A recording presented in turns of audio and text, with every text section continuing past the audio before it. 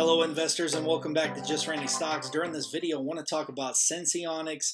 That's going to be the focus of the video, but there's a couple of other companies that I left towards the end if you'd like to hear about the prevention or even potentially companies that are working on the cure for diabetes. So I wanted to break it down into three sections. So monitoring, prevention, and cure. But we're going to be focusing on this video just the monitoring section and specifically Senseonics, or ticker symbol SENS. So for those of you not familiar with diabetes, diabetes is a disease in which glucose or sugar levels are above normal in the blood. So the pancreas should sense when you need insulin and release the right amount so glucose can get into your cells and not build up in the bloodstream.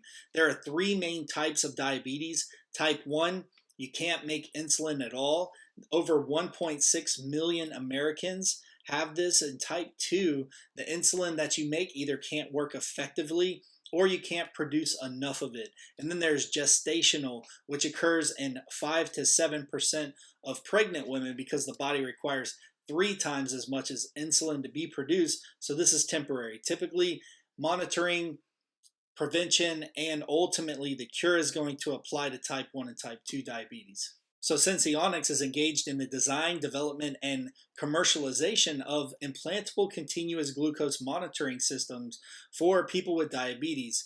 The primary product is their brand Eversense, a glucose monitoring device which includes a sensor, a smart transmitter, and a mobile device. Now, let's talk about the price action, and I'll show you a video of exactly how this system works. The price action on the close of Friday was a high of 303 and a low of 278. So I would say if you could still get in under $3 and you haven't bought this yet, the FDA approval that should be coming out in the next 2 weeks could be a major catalyst for this stock. Now, there's no guarantees that they won't ask for additional information, but knowing that they have a 90-day system, and the 90-day system was first generation of this glucose monitoring system, and now they have a second generation, 180 days, I believe more investors are confident that this has a higher potential of getting FDA approval. Now let's go ahead and take a look at how this system works. The 90-day Eversense continuous glucose monitoring system is the first and only subcutaneous FDA-approved CGM system to feature a sensor that measures glucose levels for up to 90 days in adults 18 years and older, a removable and rechargeable smart transmitter with on-body vibe alerts, and a mobile app for long-term and continuous monitoring. The novel Eversense sensor works on fluorescence technology. The components include a fluorescent indicator in a polymer hydrogel and an anti-inflammatory silicone collar surrounding a biocompatible encasement that houses the core electronics and optical interface. A tiny sensor is placed under the skin in the upper arm by a healthcare provider in a brief in-office procedure. A gentle, daily-use, double-sided adhesive patch secures the Eversense transmitter to the skin. The transmitter is water-resistant and can be removed and reapplied at any time. The transmitter powers the sensor's electronics wirelessly. A drug-eluting silicone collar reduces potential tissue inflammation, helping the device maintain accurate readings over a longer period. The body's interstitial fluid penetrates the porous matrix of the sensor's hydrogel. Glucose molecules in the interstitial fluid reversibly bind to indicator molecules in the hydrogel. Upon glucose binding, the indicator molecules fluoresce in response to a flash from the sensor's LED. Two photodiodes measure the intensity of the fluorescing hydrogel, which rises and falls in proportion to the body's glucose levels. Electronics inside the sensor communicate the raw data to the transmitter every 5 minutes. The smart transmitter calculates the glucose concentration from the sensor's signals and quickly provides on-body vibratory alerts to warn the user of impending or current hypo or hyperglycemic events. The transmitter also communicates the glucose readings to the user's mobile device via Bluetooth. The Eversense mobile app displays glucose values, trends, and alerts on a user's smartphone, offering continuous glycemic awareness to patients. So, in understanding how Senseonics is going to get market share, it's important to understand the pros and the cons of the CGM device and what makes them all common. So, the thing that makes CGMs common is that they have a sensor, a transmitter, and a handheld display, receiver, or smartphone. So, that's what makes them all common. Now, most of these go in the skin, arm, or abdomen, but Senseonics actually is the only one that gets implanted under the skin where it does not get removed for 90 days. And of course, they're working on that 180-day approval. Now, the pros for most of these devices is it offers alerts, transmits data continuously, shares data, and then eliminates the need for finger sticks. Now, I thought this was important to point out because you have to calibrate Senseonics device with the finger stick. So it could be a factor that I know they're trying to get away from. Ideally, in the future, they don't want to have this as a requirement, but right now it is. Now, the cons require setup, alerts can be tiresome, and devices can be expensive. I would say out of those three, alerts can be tiresome. They can take the device off.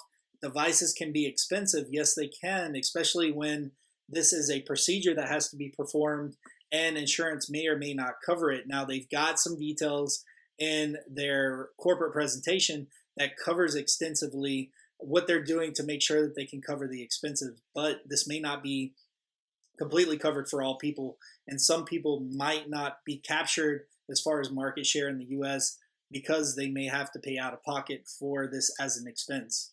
So there's only 2 slides in the corporate presentation that's updated on November 2021 that I wanted to share with you. And the first one is the estimates for revenue growth, the potential size of this high growth market, and 6.9 billion, that's billion dollars estimate to close out this year from the top 4 CGM companies, Dexcom, Abbott, Medtronic, and Senseonics. Now, I just want to show you how far Senseonics is behind and when I believe their revenue will actually start to contribute to this overall number.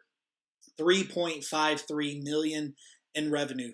3.5, 3.5 million in revenue this last quarter. They've accomplished 12 to 15 million this year. They'll end the year between 12 and 15 million. Outside of the US, where they have the 180-day sensor, 2.9 million. Outside of the US, they have the 180-day sensor. They've got the 90-day sensor.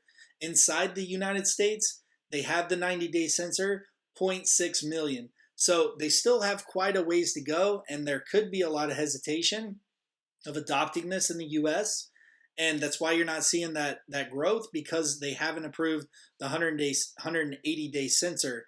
And I believe that the company has a lot of solutions on what they're trying to do to gain market share. Now, in this last slide, it does a good job of showing why BGM users won't adopt the CGM, and that's the blood glucose monitoring. Users won't adopt the continuous glucose monitoring devices, and it's got a list of those reasons. But I believe Senseonics is creating their own new list by developing this new technology that goes underneath the skin. For example, the skin's reaction, or the reaction of putting it under the skin. And of course, they're learning, but this is just the second generation of the item. So while they're addressing the long sensor wear and the better accuracy, and I believe that's a movement in the right direction, I want you to know where to find these issues and where they're reported. I'm going to share that with you in just a moment. So CNET.com had this article done on December 1st, the best continuous glucose monitors for 2021. If you're considering switching to a continuous glucose monitor, try one of these. And it's good to see that Eversense, just like that slide that I picked out in the corporate presentation, it is also listed in the top 4 as a consideration for best long-term continuous glucose monitoring. So if we take a look at the revenue for the last 3 quarters and add the last 3 quarters together, we get 9.67. And from what they said in the earnings call for Q3, they were going to have between 12 and 15 million by the end of the year. So they said in the middle, which I believe would be about 13.5 if I'm taking a guess. And if you subtract 13.5 by 9.67, or these 3 quarters, And the difference of that's going to be 3.83. So that's just a guess, 3.83 for Q4. And the reason I bring that up is this something that's truly growing incredibly, like, really something you need to get into right now immediately? If this takes off for FDA approval, there's nothing wrong with collecting profits and taking your time to come back in once this gets support at the bottom. So I don't think that there's much that they're going to be able to do until they get the 180-day product out into the market, and that's just my opinion, in the US market, and that's going to take time. They're going to have at least 45 days to get labeling and to get manufacturing done and in consignment inventories for this to be available to even be sold so they can collect revenue. So I don't know that people are going to want the 90-day system. And if you look at the balance sheet, they do have some pretty high receivables, and hopefully those will go back to normal.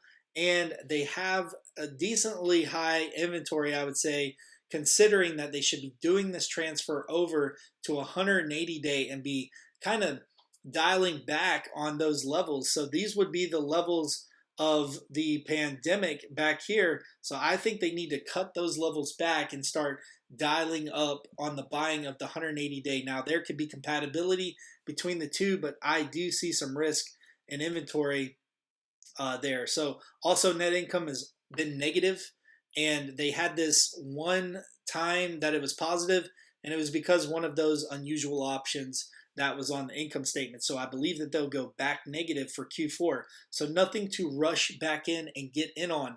Now, Q1 of 2022, I believe the tail end of it, they'll capture some market share with the 180-day. They'll actually get it into a few locations. Now, Q2, they could have full deployment and fully set in locations where they plan to be. And Q2 of 2022 could be one to watch for this company if they manage to make all of their commitments. So this last part, and probably the most important part of the video, is showing you how to get updates on the approval process, how you stay ahead of this. So Eversense 180 days sensor anticipated approval. You can see all of these items in blue are risk and assumptions according to their November slide deck of 2021. Now, this is a pre-market approval, or PMA, accessdata.fda.gov. That's where you want to look, and you want to use the keyword for their device, Eversense, when you're looking. So if you use that, you can find details. You can go to their recalls for previous devices and look around and just see what kind of problems have they had with the 90-day device. Now, I'm not going to go into those details. I'll let you look at those. This would be incredibly too long if I did any analysis in that area. So the last few steps of this process, the PMA process: final response, final decision memo, approval package, approval order, final draft labeling. So those are things that they talked about during the Q3 earnings call. The last thing I want to show you is in here in accessdata.fda.gov, under the total product life cycle, they are required to keep a history of device problems in the database. And this is really important for those of you that like transparency and you really want to know what's going on and just how bad things are, how much better they're getting. You could see in here they have pre-market approvals, a PMA for 2020. They don't have any for 2021. And you could see the device problems, the top three. So on tip ranks, we have a moderate buy. We've got 3 analyst ratings. 2 are a buy and 1 is a hold out of these 3 Wall Street analysts for a 12-month target. That's really important to understand. This is a 12-month price target, average price of $5, a low of $4, and a high of $6. So we're sitting at $2.80, and to think that we have 78.57 potential upside to get to that average price target of $5, I think it's beyond realistic to get there with this FDA approval that's pending. Now let's take a look at the charts real quick. You can see back here in February, this ran up to upwards of that 52-week high. It came down, found support for a run up again, and it's just been up and down and up and down. It is definitely in a buy territory, I would say, anything under $3, you could probably do pretty well on this play. So at the beginning of the video, I talked about how we were going to focus on the monitoring system and we talked about Senseonics, but how exciting would it be if we actually had a cure for diabetes? And would you be interested in knowing about that company now and looking for investment opportunities? And also, what if I told you even sooner than that, because that's going to take some time, that in the near term, there could be a drug that could potentially allow people to intercept and prevent this like an immunity, and that's Prevention Bio, PRVB. Feel free to check that out. I think in $6, this is definitely something worth considering. And a cure for type 1 diabetes, I want to share this other New York Times article. Now, this is from November 27th of 2021. It looks like the using of stem cells may have helped this one man. Now, this is only one man, but this company is Vertex. And Vertex may have a cure for type 1 diabetes. It might be on the way. Now, this is a Motley Fool article, and these guys are invested in this play, but they seem to get it right. Vertex reported positive results from a phase 1 study of VX-880 in treating type 1 diabetes. And there are some caveats with calling this drug a cure of type 1 diabetes. So they may have went a little too far with calling it a cure, but it's not the only thing that they have in their pipeline, and they plan to advance another similar therapy into testing that could be even more promising. So there could be some big things that come out of both of these companies. Thank you so much for watching, and I'll see you in the next video.